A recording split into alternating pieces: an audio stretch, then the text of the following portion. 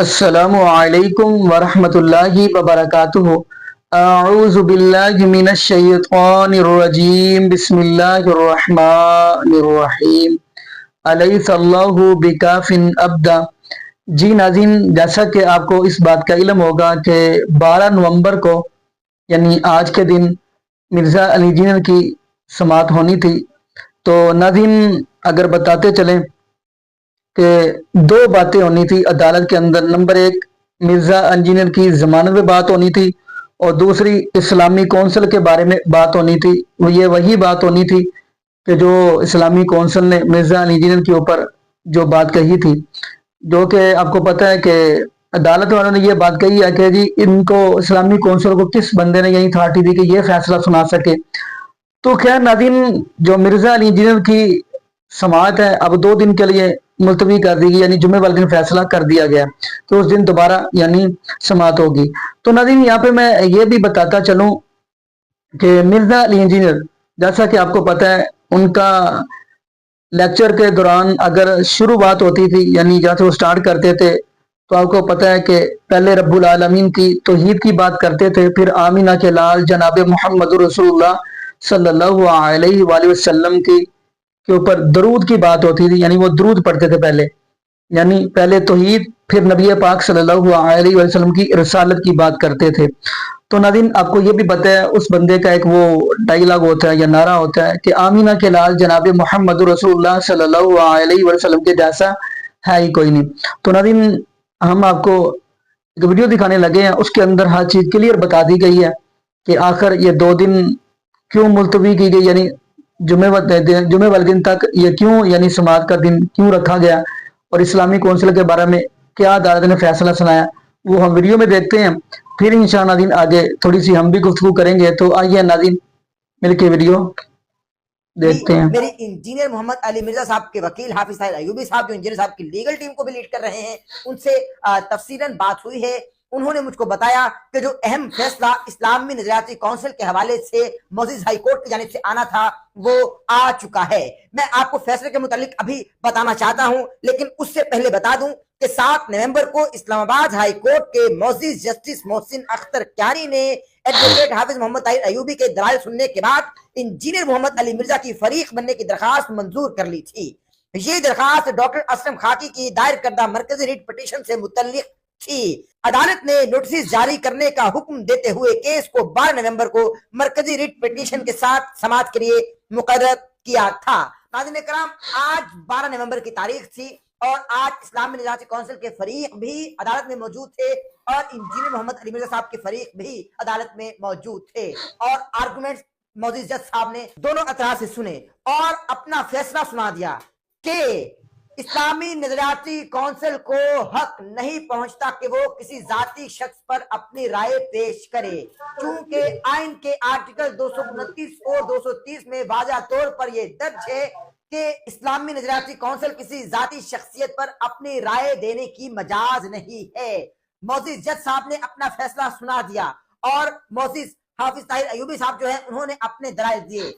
اسلامی نظریاتی کونسل کی جانب سے جو فریق عدالت میں موجود تھے انہوں نے اپنے دلائل دیے۔ جج صاحب نے اپنے ریمارکس دینے کے بعد اس کیس کو 4 دسمبر تک ملتوی کر دیا اور اگلی تاریخ دے دی گئی ہے۔ جی ہاں ناظرین کرام، 4 دسمبر کی تاریخ ہے اور اس کیس کی دوبارہ سماعت ہوگی، چونکہ اسلامی نظریاتی کونسل کے فریقین کی جانب سے یہ کہا جا رہا تھا کہ ہم کو مزید اس پر بات کرنے کا موقع دیا جائے، ایک تاریخ مزید دے دی جائے، تو معزز جج صاحب نے ان کی بات کو سیکنڈ کیا، آگے رکھا اور یہ فیصلہ سنا دیا کہ 4 دسمبر کو دوبارہ اس کیس کی سماعت ہوگی، لیکن ساتھ میں یہ ضرور کہا کہ آئین کے آرٹیکل 229 اور 230 میں واضح طور پر یہ درج ہے کہ اسلامی نظریاتی کونسل کسی شخص پر ذاتی طور پر رائے دینے کی مجاز نہیں ہے۔ میں آپ کو مزید حقیقت بتا رہا ہوں، چونکہ حافظ محمد طاہر ایوبی صاحب سے کچھ وقت پہلے میری تفصیلاً بات ہوئی ہے اور 11:30 بجے آج ضمانت کی سماعت بھی ہے، تو آپ لوگ اس حوالے سے بھی دعا فرمائیے گا، جو ان کے چاہنے والے ہیں، ان کے سننے والے ہیں، چونکہ میں آپ کو اس وقت حقائق بتا رہا ہوں اس ولاگ کے ذریعے، اور یہ میں امید بھی کرتا ہوں بلکہ یقین سے کہتا ہوں کہ الحمدللہ سب سے پہلے یہ خبر آپ کو میں دے رہا ہوں۔ ناظرین کرام، مزید آپ کو میں بتاتا چلوں اس حوالے سے جو کہ انتہائی اہم ڈیولپمنٹ ہے انجینئر محمد مرزا صاحب کے کیس کے حوالے سے، کہ اسلامی نظریاتی کونسل ایک آئینی ادارہ ہے आईने पाकिस्तान की दफा 229 और 230 में कौंसिल का काम और इहाता इख्तियार बयान किया गया है, जिसकी पाबंदी कौंसिल पर लाजमी है। आइन की इन दफात के तहत ये एजेंसी कौंसिल को रेफरेंस नहीं भेज सकती। कौंसिल को रेफरेंस सिर्फ पार्लियामेंट, दोनों ऐवान, सूबाई असेंबलियां, सदर पाकिस्तान, गवर्नर साहिबान ही भेज सकते हैं, और रेफरेंस भी सिर्फ कानून के अमल से मुतल्लिक हो सकता है, जैसा कि क्या ये कानून इस्लामी तालीमात के मुताबिक है या नहीं। ये आईनी इदारे या ऑफिस होल्डर भी आपसे किसी मुकदमा पर राय दरियाफ्त नहीं कर सकते। अगर एक मुकदमा की बाबत कौंसिल को रेफरेंस किया जाए तो कौंसिल पर लाजिम है कि वो इसका जवाब न दे। ये समझने की बात है नाज़रीन किराम। अगर एक मुकदमा की बाबत कौंसिल को रेफरेंस किया जाए तो कौंसिल पर लाजिम है कि वो इसका जवाब न दे। अगर वो इस पर राय देगी तो ये आइन के दिए गए इहाते इख्तियार से तजावुज होगा। नाज़रीन किराम, ये वो हकायक हैं जो आईने पाकिस्तान में लिखे हुए हैं, क्योंकि इस्लामी निज़ाती। जी नाज़रीन, आपने ये वीडियो मुलाज़ा फरमाई। तो नाज़रीन देखिए, यहाँ पे मैं एक जुमला कहता चलूँ, जिसे अल्लाह मारने पे आ जाए उसे कोई बचा नहीं सकता, और जिसे अल्लाह बचाने पे आ जाए उसे कोई मार नहीं सकता। तो नाज़रीन यहाँ पे मैं ये बात कहता चलूँ कि मिर्जा अली इंजीनियर ये वो बंदा है जिस बंदे ने अवामुन नास को आकर शाऊर दिलाया, यानी रब्बुल आलमीन की तौहीद का पैगाम दिया और आमिना के लाल जनाब मोहम्मद रसूलुल्लाह सल्लल्लाहु अलैहि वसल्लम की अहादीस का अवामुन नास को पैगाम दिया। तो नाज़रीन यहाँ पे लंबी चौड़ी गुफ्तगू करने की बजाय मैं आपके सामने दो चार बातें करता हूँ। अगर आप अल मुसद्दरक हाकिम की हदीस देखेंगे तो नबी पाक सल्लल्लाहु अलैहि वसल्लम का फरमान है, और इस हदीस के रावी हैं गालिबन हजरत अबू हुरैरा रजी अल्लाह तआला, फरमाते हैं कि आमिना के लाल जनाब मोहम्मद रसूलुल्लाह सल्लल्लाहु अलैहि वसल्लम फरमाया कि मैं आपके पास दो चीजें छोड़कर जा रहा हूँ। नंबर एक रब्बुल आलमीन का कुरान, और नंबर दो नबी पाक सल्लल्लाहु अलैहि वसल्लम का फरमान। तो नाज़रीन जब तक आप इन दोनों को मजबूती से थामे रखोगे आप हरगिज गुमराह नहीं हो सकते। तो नाज़रीन यहाँ पे मैं ये भी बताता चलूं, ये दोनों कुरान और हदीस एक दूसरे जुदा नहीं हो सकते, हत्ता कि आमिना के लाल जनाब मोहम्मद रसूलुल्लाह सल्लल्लाहु अलैहि वसल्लम के हौज पर आ जाएंगे। ये अल मुस्तदरक हाकिम की हदीस है। तो नाज़रीन लेकिन यहाँ पे मैं ये बताता चलूं, अकीदा तौहीद नंबर एक, अकीदा तौहीद नंबर टू, नबी पाक सल्लल्लाहु अलैहि वसल्लम की अताअत यानी इत्तिबा। तौहीद की बात करते चले, वो है सहीह मुस्लिम की हदीस। नबी पाक सल्लल्लाहु अलैहि वसल्लम ने फरमाया कि अगर कोई बंदा इस हालत में रब्बुल आलमीन के पास चला गया कि उसने जर्रा बराबर भी शिरक किया तो वो जहन्नमी है।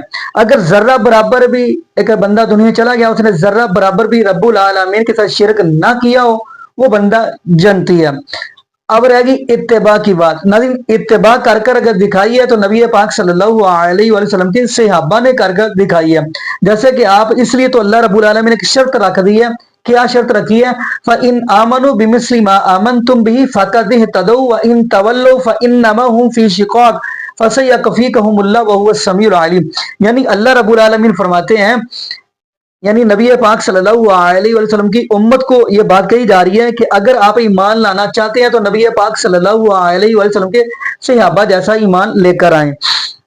तो नाज़रीन ये बात मैंने क्यों सुनाई है? इसलिए सुनाई है जब हमारे पास रब्बुल आलमीन का कुरान मौजूद है, नबी पाक सल्लल्लाहु अलैहि वसल्लम का फरमान मौजूद है, फिर हम तीसरे की तरफ क्यों देखें?